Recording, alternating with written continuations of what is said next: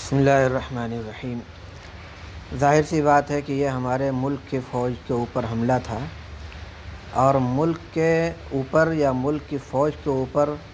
دشمنوں کی طرف سے کسی بھی طرح کا چھوٹا بڑا حملہ ہوتا ہے تو وہ بہت ہی مذمت کے لائق ہے، بہت ہی گندی حرکت ہے۔ اس کی جتنی بھی نندا مذمت کی جائے کم ہے۔ کل کے اس واقعے سے بہت دکھ ہوا۔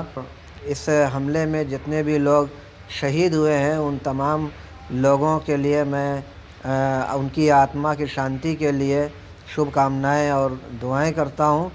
اور جو ان کے پریوار کے لوگ ہیں ان کے لیے بھی میں تعزیت کا اور ہمدردی کا اظہار کرتا ہوں، اور ان کے لیے بھی نیک خواہشات اور دعاؤں کا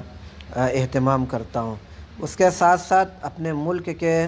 ذمہ داروں سے میں یہ مطالبہ بھی کرتا ہوں کہ اس طرح کی اوچھی حرکتوں والے جتنے بھی لوگ ہیں ان کو کارروائی ان کے سخت کی جائے، ان کے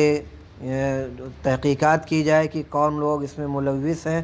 اور اس کے بعد ان کو کیفر کردار تک پہنچانے کے لیے بھرپور کوشش اور اس میں جد و جہد کی جائے، کیونکہ ہم کبھی بھی یہ برداشت نہیں کر سکتے کہ ہمارے ملک کے اوپر اس طریقے کی دشمنوں کی طرف سے کوئی بھی سازش ہو یا کسی طریقے کا حملہ ہو۔